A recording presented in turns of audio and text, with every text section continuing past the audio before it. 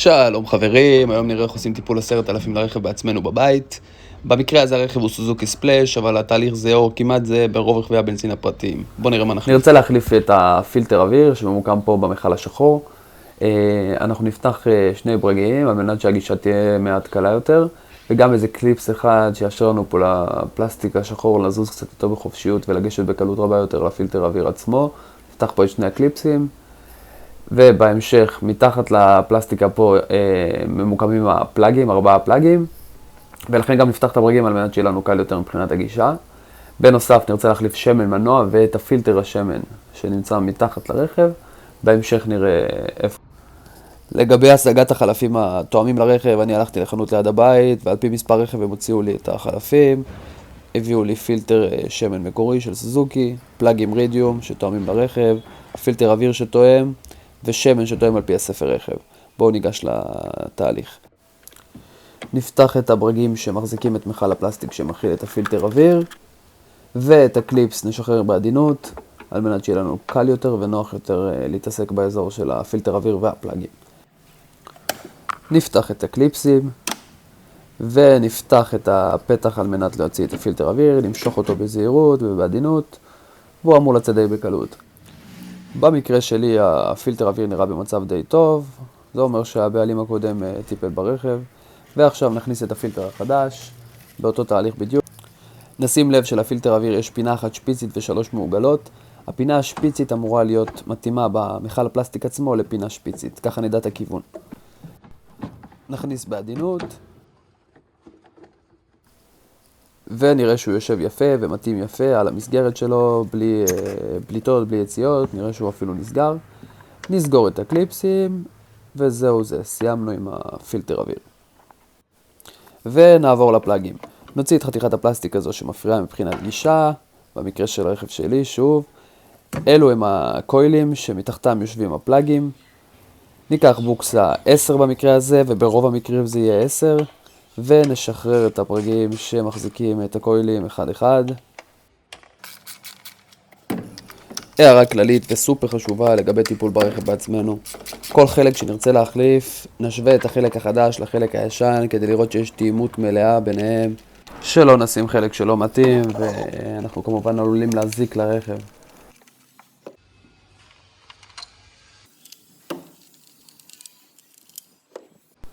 לאחר ששחררנו את כל הברגים, נוציא את הקוילים בעדינות, אין צורך לנתק את העצמות ברוב המקרים, אפשר פשוט להוציא ולהשאיר אותם תלויים בצד. נוציא את כולם. בקויל הרביעי אנחנו רואים שהעצמה תפוסה בסוף, אז על מנת לא לנתק כל מיני הזיקונים ועניינים, אפשר להוציא במקרה הזה את העצמה רק של הרביעי, ונוציא אותו החוצה.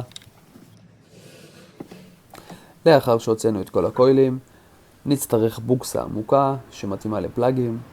זה יכול להשתנות, אבל בגדול זה אותו בוקסה, אפשר לבקש פשוט בחנות המקומית בוקסה עמוקה לפלאגים. ניקח מעריך לראצ'ר, ונכניס פנימה ונשחרר בעדינות.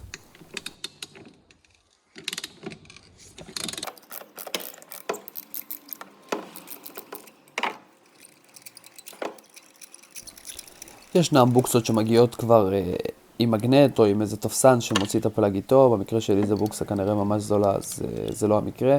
לקחתי מברג שמתאים לכל מיני ביטים שיש לו מגנט,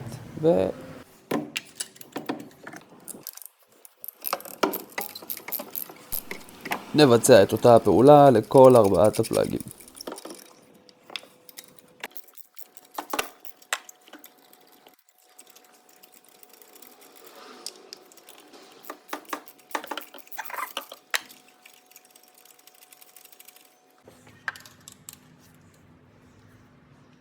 במקרה שלי הפלאגים נראים במצב סביר. בשביל הקילומטרים שהם עברו זה פלאגים רדיום, הם היו באוטו באזור ה-120,000 קילומטר. כך שהם לא אמורים להיות במצב חדש, אבל במצב טוב מבחינת הראש לפחות. ניקח את הפלאגים החדשים, נוציא מהקופסה ונעשה את התהליך ההפוך. נכניס כל פלאג בכיוון הנכון לתוך התעלה, לכל 4 התעלות.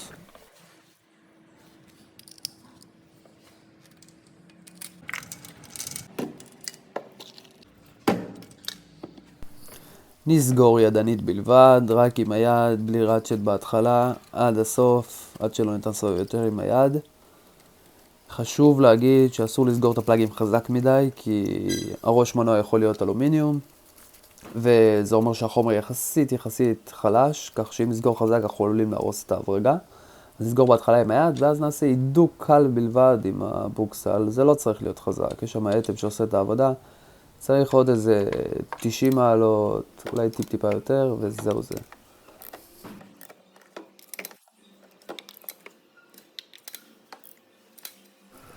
לאחר שסיימנו להדק את הפלאגים, נחזיר את הקוילים בתהליך ההפוך, בדיוק כמו שהוצאנו, אחד אחד, נהדק עד למטה, נראה שהוא יושב טוב. ולאחר מכן נסגור את הברגים. לא, שוב, אין צורך חזק מדי, רק שישב, שלא יזוז הקויל, זה לא אמור להיות חזק, בלי כוח, הכי חשוב.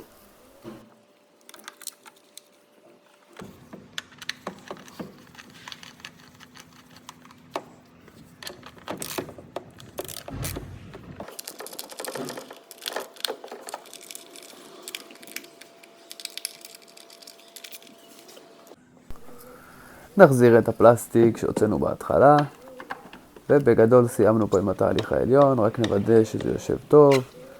יש כאלה תושבות שאמורות להיכנס לתוך התעלות שלהם, ונחזיר את הברגים שהוצאנו ואת הקליפס.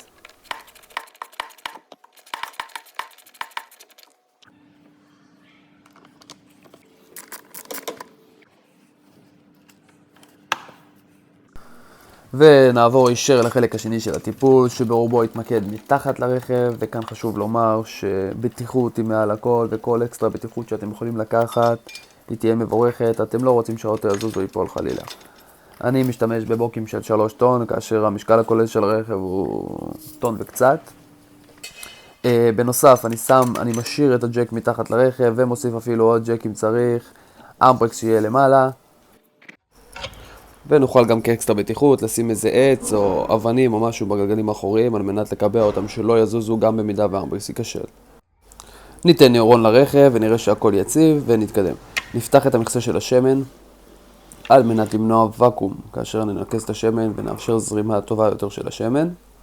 ניכנס מתחת לרכב ונזהה את הבורג של ניקוז השמן. נבדוק בספר רכב את השמן רק לוודא ונראה שהוא תואם לשמן שקיבלנו. נחפש את הבוקסה המתאימה לבורג של ניקוז השמן, ניקח קערה על מנת שתכיל את השמן, נרד מתחת לרכב ונפתח את הבורג עם מעט כוח. נשחרר ידנית את הבורג, נשים את הקערה קרוב, ניקח בחשבון את הקשת וננקז את השמן. נציין שבהרבה רכבים יש כמין טבעת מתכת על הבורג שהיא אטם בעצם, ומומלץ להחליפה כל טיפול, במקרה שלי פשוט אין. כאשר נגיע לשלב שבו כל השמן נוקז, נסגור את הבורג שפתחנו, שוב לא עם הרבה כוח, מעט כוח, שיהיה הדוק אבל לא חזק מדי על מנת לא להרוס את ההברגה. לאחר שסיימנו לנקז את השמן, ניקח כלי ייעודי לפתיחת פילטר שמן, יש מלא סוגים ומלא סגנונות, כולם עובדים. נפתח ידנית את הפילטר עד הסוף. ניקח את הפילטר שמן החדש, נוציא אותו מהקופסה. אני נוהג לשים בו שמן, למלא אותו בשמן, יש כאלה שלא. אני חושב שחשוב שהרכב יקבל שמן מהיניקה הראשונה, כי הוא שואב מהפילטר שמן. בנוסף, אני לוקח מעט שמן על האצבע ומשמן את הגומיה של הפילטר שמן, זה מאריך לה את החיים. נכניס למקום, נבריג בעדינות, נראה שההברגה חלקה, זה אמור להיות מאוד מאוד חלק, ונהדק אך ורק על ידי היד. לאחר שבדקנו שהפילטר והבורג למטה הדוקים היטב, נוסיף שמן בכמות המצוינת בספר רכב, אפשר כ-100 מיליליטר פחות, כי יכול להיות שלא הכל יצא בניקוז השמן. נסגור את המכסה של השמן ונניע את הרכב. ניתן למנוע לרוץ כ-3-4 דקות ונכבה את הרכב. ניתן לו לשבת כך איזה 7 דקות ורק אז נלך למדיד ונבדוק את רמת השמן. בשלב הזה נרצה להביא את רמת השמן לנקודה המקסימלית במדיד, כדי שנוכל לעקוב אחר צריכת השמן עד לטיפול הבא.